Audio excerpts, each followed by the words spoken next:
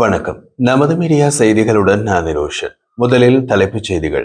India Pakistan 8 விமானங்கள் வீழ்த்தப்பட்ட புதிய தகவல். ஹவுதி இயக்கத்தினருக்கு ஆயுதம் கடத்திய பாகிஸ்தானியருக்கு 40 ஆண்டுகள் சிறை. தாமிரம் வாங்க தென் அமெரிக்க நாடுகளுடன் இந்தியா பேச்சு. விண்வெளி துறையில் இந்திய தொழில்துறையின் பங்களிப்பு இஸ்ரோ தலைவர் பெருமிதம். பாகிஸ்தான் ஆப்கானிஸ்தான் மீண்டும் பேச்சு. இனி விரிவான செய்திகள். அமெரிக்க ஜனாதிபதி டொனால்ட் ட்ரம்ப் இந்தியா பாகிஸ்தான் போர் உட்பட 8 போர்களை 8 மாதத்தில் நிறுத்தினேன். நான் இந்தியா மற்றும் பாகிஸ்தானுடன் சமாதானத்திற்கு ஒப்புக்கொள்ளாவிட்டால் உங்களுடன் எந்த வர்த்தக ஒப்பந்தங்களையும் செய்ய போவதில்லை என்று தெரிவித்தேன். அதன் பிறகே அவர்கள் போரை நிறுத்தினார்கள் என்று அடிக்கடி கதை விடுவது ஒன்றும் புதிய விஷயம் அல்ல. இம்முறை கதை கொஞ்சம் மாறியிருப்பதுதான் புதிய விஷயம்.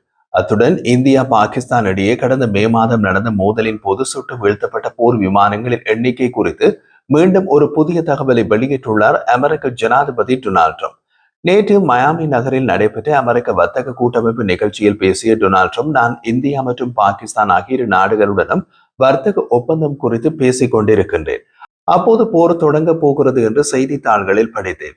அணு ஆயுதம் ஏந்திய நாடுகளான இந்தியாவும் பாகிஸ்தானும் போர் செய்ய போவதை நான் அறிந்தேன். அவர்களிடம் சமாதானத்திற்கு ஒப்புக்கொள்ளாவிட்டால் உங்களுடன் இந்த வர்த்தக ஒப்பந்தங்களையும் செய்ய போவதில்லை என்று தெரிவித்தேன். அதன் பின்னர் அடுத்த நாள் நாங்கள் சமாதானம் செய்து கொண்டோம் என்று எனக்கு அவர்கள் அறிவித்தார்கள். அவர்கள் போரை நிறுத்தினார்கள் என அமெரிக்க ஜனாதிபதி டொனால்ட் ட்ரம்ப் பேசியுள்ளார். இந்த கதையில் எவ்வளவு லூசன்ஸ் இருக்கிறது பாருங்கள். ட்ரம்பின் கூற்றுப்படி அவர் இந்தியா மற்றும் பாகிஸ்தானுடனும் வர்த்தக ஒப்பந்தம் குறித்து பேசிக் கொண்டிருந்த போது போர் தொடங்கவில்லை என்கின்றார்.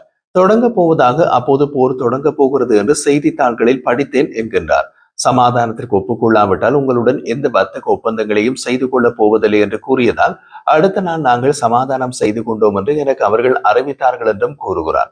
முதலாவது போர் தொடங்க முன்பே சமாதானம் பேசியுள்ளார். இரண்டாவது அடுத்த நாளே நாங்கள் சமாதானம் செய்து கொண்டோம் என்று எனக்கு அறிவித்தார்கள் என்றால் 3 நாட்கள் போர் நடந்திருக்க முடியாது.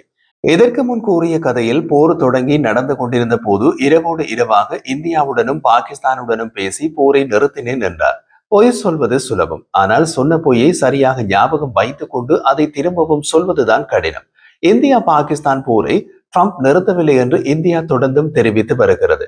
எனினும் ட்ரம்ப் தான் இந்தியா பாகிஸ்தான் போரை நிறுத்தியதாக சொல்வதை இன்னமும் நிறுத்தவில்லை. ட்ரம்ப் இதற்கு முன்பு இந்தியா பாகிஸ்தான் போரில் 5 விமானங்கள் சுட்டு வீழ்த்தப்பட்டதாக கூறினார். தற்போது 8 விமானங்கள் சுட்டு வீழ்த்தப்பட்டதாக கூறியுள்ளார். அந்த எண்ணிக்கையும் அதிகரித்துக் கொண்டு போகிறது.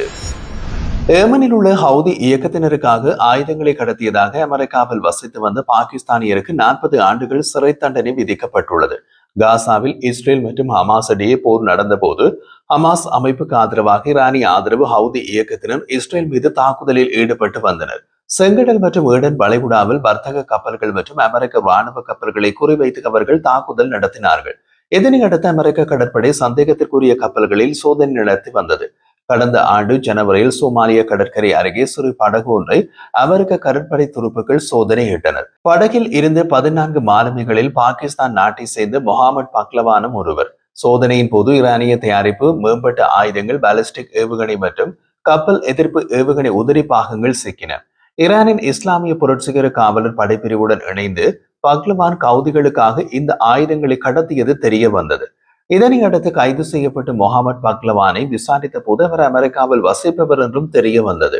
அவர் அமெரிக்காவுக்கு கொண்டு செல்லப்பட்டு வழக்கு நடந்த நிலையில் அவர் குற்றவாளி என்று அமெரிக்க பெடரல் நீதிமன்றம் தீர்ப்பளித்தது. இந்த வழக்கில் அவருக்கு 40 ஆண்டுகள் சிறை தண்டனை விதிக்கப்பட்டுள்ளது.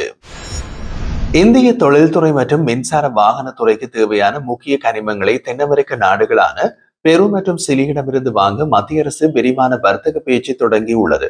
தென் அமெரிக்க நாடான பெருவின் தலைநகர் லிமாவில் அந்த நாட்டுடனான வர்த்தக ஒப்பந்தத்தை இறுதி செய்யும் 9வது சுற்று பேச்சுவார்த்தை இந்த வாரம் நடந்தது. பேச்சுவார்த்தையில் பெரும் முன்னேற்றம் ஏற்பட்டது. இது தொடர்பான அடுத்த சுற்று பேச்சு அடுத்த ஆண்டு ஜனவரியில் டெல்லியில் நடக்க உள்ளது. இதற்கு முன் அக்டோபரில் சிலி நாட்டின் தலைநகர் சாண்டியாகோவில் இந்தியா சிலி இடையே விரிவான பொருளாதார ஒத்துழைப்பு ஒப்பந்தம் தொடர்பான 3வது சுற்று பேச்சு நடந்தது. இதில் பொருட்கள், சேவைகள், முதலீடு, அறிவுசார் சொத்து, கனிமங்கள் உட்பட துறைகள் குறித்து பேச்சுவார்த்தைகள் நடத்தப்பட்டன. லித்தியம், தாமிரம், மாலிப்டினம் ஆகிய கனிமங்களை இந்தியாவுக்கு பெறுவது இந்த வர்த்தக பேச்சின் முக்கிய நோக்கமாக இருந்தது. பெருவில் இருந்து தங்கம், சிலியில் இருந்து லித்தியம், தாமிரம் ஆகியவற்றை இந்தியா இறக்குமதி செய்கின்றது. இதில் நிலையான விலை முன்னுரிமைகள் தேவை என்று இந்த பேச்சில் வலியுறுத்தப்பட்டது. இதற்காகவே வர்த்தக ஒப்பந்தத்தில் முக்கிய கனிமங்கள் என்ற தனி அம்சம் முதல் தடவையாக சேர்க்கப்பட்டுள்ளது. இந்தியாவில் தனிநபர் தாமிர நுகர்வு வளர்ந்த நாடுகளுடன் ஒப்பிடுகையில் பாதிக்கு குறைவாகவே உள்ளது. தற்போது தொழில்துறை வளர்ச்சி மற்றும் மின்சார வாகனங்கள் உற்பத்தி வேகமெடுப்பதால் தாமிரத்தின் தேவை பல மடங்கு உயரும். இந்த நிலையில் சீனா தாமிர சந்தையை கைப்பற்றி அவற்றை அதிக விலை கொடுத்து வாங்கி குவிக்கின்றது. இதை தடுக்க பெருசிலி நாடுகளுடன் இந்தியாவுக்கு நெருக்கம் தேவை. இரு நாடுகளும் ஏற்றுமதி சந்தைக்கு சீனாவை வட்டம் சார்ந்திருக்க விரும்பவில்லை, அதை பல்வகைப்படுத்தவே விரும்புகின்றன. இந்த சூழலில் இரு நாடுகளுடனும் இந்தியா வர்த்தக ஒப்பந்தத்தை முடித்தால் அது சர்வதேச அரசியல் நிச்சயமற்ற தன்மை, உலகளாவிய விநியோக தொடரில் ஏற்படும் இடையூறுகள் ஆகியவற்றுக்கு எதிரான பாதுகாப்பு கவசமாக அமையும். விண்வெளித்துறையில் இந்தியா தொழில்துறையின் பங்களிப்பு பெருமளவு உள்ளது என்று இஸ்ரோ தலைவர் நாராயணன் தெரிவித்துள்ளார். பெங்களூரில் நிருபர்களிடம் இஸ்ரோ தலைவர் நாராயணன் கூறிய போது 2047ஆம் ஆண்டுக்குள் வளர்ச்சியடைந்த இந்தியாவை உருவாக்குவதற்கு அனைவரும் பங்களிக்க வேண்டும். நமது விண்வெளி திட்டத்தில் குறு, சிறு மற்றும் நடுத்தர நிறுவனங்கள் பெரும் பங்களிப்பை வழங்குகின்றன. ககன்யான் திட்டம் ஒரு தேசிய திட்டம். பாதுகாப்பு ஆராய்ச்சி மற்றும் வளர்ச்சி அமைப்பின் DRDO ஆக்ரா கிளை இந்த திட்டத்திற்கு தேவையான பராசூட்களை உருவாக்கி வருகிறது. CSR அமைப்பின் ஆய்வகங்களும் இந்த திட்டத்தில் இணைந்து செயற்படுகின்றன. ககன்யான் கலம் விண்வெளியில் இருந்து பூமிக்கு கீழே வரும்போது அதை மீட்பதற்கான திட்டத்தில் விமானப்படை ஈடுபடுத்தப்படுகிறது. இப்படி வெவ்வேறு துறையினரும் தேசிய முக்கியத்துவம் வாய்ந்த இந்த திட்டத்தில் இணைந்து பணியாற்றுகிறோம் என்று தெரிவித்தார். அவர் மேலும் தெரிவித்த போது, நவம்பர் மாதம் 2ஆம் தேதி நமது சொந்த பாகுபலி ராக்கெட் LVM-3 M5 பயன்படுத்தி இந்தியாவின் தகவல் தொடர்பு திறன்களை மேம்படுத்துவதற்காக இஸ்ரோவின் தகவல் தொடர்பு செயற்கைக்கோள் CMS-3 வெற்றிகரமாக சுற்றுப்பாதையில் நிலைநிறுத்தப்பட்டது. 2020ஆம் ஆண்டில் மத்திய அரசு தனது விண்வெளித்துறை சீர்திருத்தங்களை அறிவித்த போது பிரதமர் மோடியின் தலைமை மற்றும் வழிகாட்டுதலின் கீழ் இந்திய விண்வெளித்துறை ஒரு பெரிய ஊக்கத்தை பெற்றது. 2023ஆம் ஆண்டு ஆகஸ்ட் 23ஆம் தேதி சந்திரனின் தென் துருவத்திற்கு தரையிறங்கிய முதல் நாடாக இந்தியா மாறிய ஒரு வரலாற்று நாளாகும். 80% பங்களிப்பு உலக விண்வெளி அறிவியலுக்கு இது முக்கியமான தருணம். விண்வெளி நிறுவனம் நவம்பர் 21ஆம் தேதி 1963ஆம் ஆண்டு இந்திய மண்ணிலிருந்து ஒரு அமெரிக்க தயாரிப்பான சிறிய ராக்கெட்டை வெற்றிகரமாக ஏவியது. அந்த எளிமையான தொடக்கத்திலிருந்து இந்த ஆண்டு ஜூலை மாதம் இஸ்ரோவுக்கு மற்றும் ஒரு முக்கியமான சந்தர்ப்பமாகவும் மைல்கல்லாகவும் அமைந்தது. நாங்கள் நிசார் செயற்கைக்கோளை ஏவினோம். இஸ்ரோ ஏவும் ஒவ்வொரு ராக்கெட்டிலும் இந்தியா தொழில்துறையின் 80% பங்களிப்பு உள்ளது. 330 ஸ்டார்ட் அப் நிறுவனங்கள் அந்த காலகட்டத்தில் நாட்டில் விண்வெளி திட்டங்களுக்காக முதல் 3-4 வரையிலான ஸ்டார்ட் அப்களை மட்டுமே வேலை செய்தன. இன்று நாட்டில் 330க்கும் மேற்பட்ட ஸ்டார்ட் அப்கள் செயற்பட்டு வருகிறது என்பதை மகிழ்ச்சியுடன் தெரிவித்துக் கொள்கின்றேன் என்று இஸ்ரோ தலைவர் நாராயணன் கூறினார். பாகிஸ்தானுக்கும் ஆப்கானிஸ்தானுக்கும் இடையிலான எல்லையில் அமைதியை உறுதிப்படுத்தும் நோக்கத்துடன் இரு நாட்டு பிரதிநிதிகளும் அடுத்த கட்ட பேச்சுவார்த்தையை துருக்கியில் நேற்று வியாழக்கிழமை தொடங்கினர். இது குறித்து பாகிஸ்தானிய ஊடகங்களில் வெளியான தகவலின்படி பாகிஸ்தானுக்கும் ஆப்கானிஸ்தானுக்கும் இடையே ஒப்புக்கொள்ளப்பட்டுள்ள எல்லை போர் நிறுத்தம் தொடர்ந்து அமலில் இருப்பதை உறுதி செய்வதற்காக இந்த பேச்சுவார்த்தை நடக்கின்றது. மத்தியஸ்தர்களின் முன்னிலையில் இந்த பேச்சுவார்த்தை நடைபெறுகிறது.